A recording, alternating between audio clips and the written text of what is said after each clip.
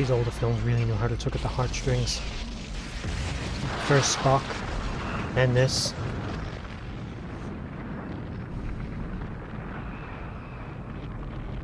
A little bit of every Trekkie died during the making of this scene.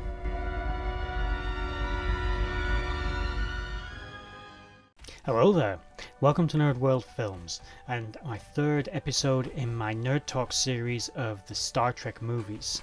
In this one we're looking at Star Trek III: The Search for Spock, the second film in what some Trekkies and some people refer to as the Star Trek trilogy. Basically a trilogy of films that includes 2, 3 and 4 that are all interlinked, that follow directly on from one another chronologically. And they're considered by many to be the best of the Star Trek films. This one being an odd number. If you're a Star Trek fan, you know that the odd numbered Star Trek films aren't always the best. But let's get into about this film, what it is about it that's good, what's bad. Before we do, please like, share, subscribe and comment because it all helps out the channel. Please check out my other channel, Nerd.World, and let's get started. Okay, let me begin with, this isn't my favourite of the Star Trek films in the trilogy. It is made in the year I was born, which I always used to quite like when I was younger. One of the things I think does make this film good is it has a lot of strong elements to it. It is a little slow paced, but it has a lot of strong elements. You've got a lot of relatable characters. You've got these men and women who you've watched grow as people through the TV series and through the movies. You've seen Kirk go from what is clearly his defining characteristic, that he is an explorer, a scientist and a soldier. He's not the kind of guy who wants to sit behind a desk, and he's now stuck in a job that he hates, not doing what he loves or what he's really skilled at, which is commanding a starship, or at least being in command of something, doing something. He clearly feels like he's getting older and isn't doing as much. In the last movie he discovered that he had a son, which has helped redefine a lot of his life and maybe given him some semblance of meaning. But then in this movie we encounter a Klingon captain who, if you actually read the original transcript, the Klingon bird of prey was actually meant to be a Romulan bird of prey, as the Romulans are the only ones established to have birds of prey, but loads of behind the scenes stuff changed and they couldn't be bothered with the storyline, so they kind of abandoned it. Originally Krug and his crew were meant to have stolen a vessel from the Romulans. Anyway, because he's kind of a renegade Klingon, and he's after the Genesis device probably to gain power within the Klingon Empire. He wants to learn the secrets of it.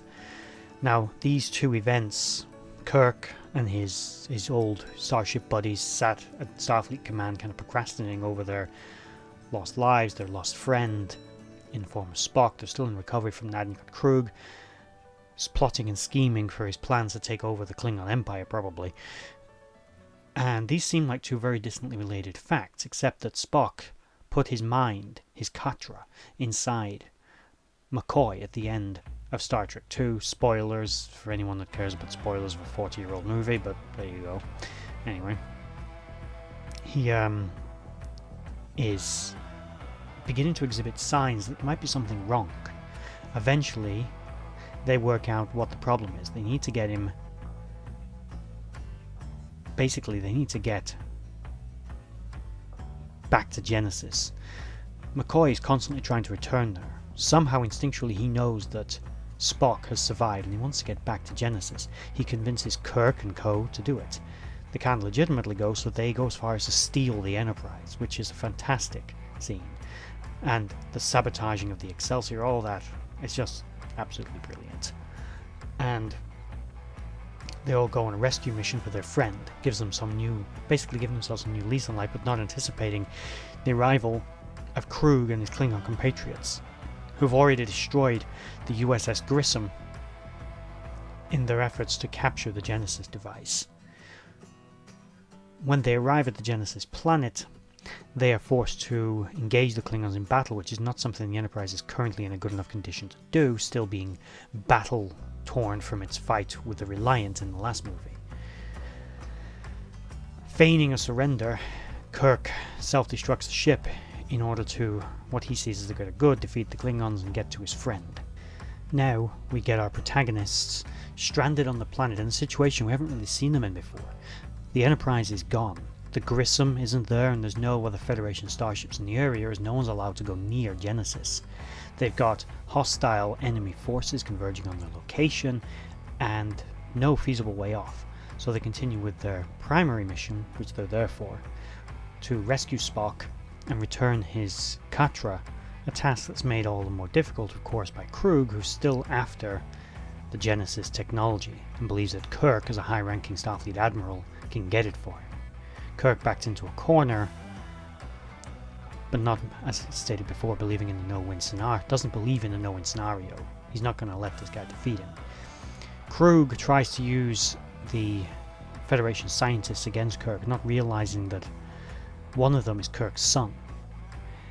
Kirk's son will not allow Krug to kill Savick, and gets in a fight with him. He sacrifices himself effectively, something his father would have done in his place as well, to protect her. Marcus is then killed, Marcus being Kirk's son, by the Klingons. This would be a defining moment in Kirk's life as well. A lot of criticisms of a lot of television now and a lot of movies is things seem to have no long-term meaningful effect on the protagonists. They're locked in a dungeon for 10 years, get over it, it'll be fine. Yada yada, whatever. Something bad happens, you're fine. You don't need therapy, you don't need counselling, you're not getting any PTSD over it. You're fine. This actually has an effect on Kirk. For his life, you see it, he develops an almost irrational hatred of Klingons. One, he's a biased, a racism against them he's never even really able to get over. Not truly. He can get past it on an individual level, and he recognizes the flaw in himself. But this moment is what gave him all his fights with the Klingons in the past, all the times he's fought against them while in command of the Enterprise. He never took it personally, but that, the murder of his son, how could he not? So it becomes a defining moment of his life. After this, Kirk now has a secondary mission. You see him, he needs to beat the Klingons. He can't just survive this now. Krug's crossed a line for Kirk. Krug is a criminal and now a murderer. And he gets his comeuppance. It's a brilliant film. It's very character driven.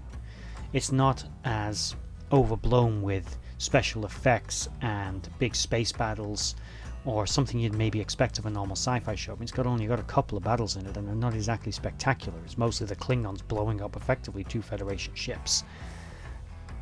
That's all. It's not a spectacular anything. But it's all, on a personal level, driven and well written and paced, and you feel Kirk's pain at the death of his son. You feel his joy later when Spock is returned to him, that perhaps it wasn't all for nothing. But in these moments he's still driven by that rage. In his inevitable fight with the Klingons, he kills Krug and then tricks the Klingon crew to beaming him and his crew aboard their ship, to which they capture the Klingon bird of prey and then use it to get the now regenerated Spock, whose body has been regenerated by the effects of the Genesis planet's rapid evolution, which has not only restored his dead body to life, but also initially restored his youth, but with a greatly accelerated aging. Once he's free from the planet, he seems to be free from the effects. They get him back to Vulcan so that a Vulcan high priest can transfer his Katra from McCoy's mind back to his own body. And at that moment, that's when you get Spock back. The moment when he calls Kirk Jim. And the smile he gets. How happy everyone is. It's like, yeah, they disobeyed Starfleet. They've jeopardized their careers. Kirk lost his son. 2 starships have been destroyed. But at least Spock is back. At least there's some silver lining to all of this. The Genesis device it's now written off as a mistake. It could have been a terrible weapon in the wrong hands, and the Klingons nearly got hold of it. And for a brief time, Khan had hold of it. Basically 2 of the worst people you could ever imagine getting hold of this thing. Not only that, but it never really worked. Yes, it terraformed the planet, but then the planet blew up. So, kind of a failed experiment with potential, but probably similar to the Spore Drive. Probably best to just leave that. And there you have it, Star Trek 3, The Search for Spock. It's not the best, but it is good. It is a fantastic film, and as I've said, is very character driven. It lets you see sides of the cast you wouldn't normally have seen, a vulnerability and heart and pain in these people who you always believe that they're infallible. They're almost like human gods. But now you see that if the pain is real, the effects of that life. They've no families.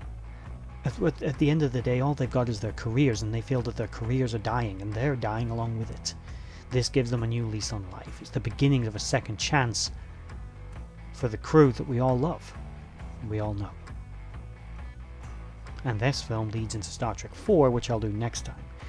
But quickly, before I go, me personally, I'm going to rank all these films that I do in Nerd Talks over, and this one is going to be getting a 4 out of 6. I give it 4 nerd scores. But I don't want to. The only reason I give it 4. I mean, I'm a Star Trek fan. I like most of the Star Trek films. We're getting to 5. I'm giving this one 4 simply because it is the weaker entry in the Star Trek trilogy. It's coming off the back of Star Trek 2, and I don't hold that against it. That's probably one of the most epic Star Trek movies ever created, and it's hard to beat that one. It's always hard coming off such a spectacular movie, and you shouldn't judge it against that film.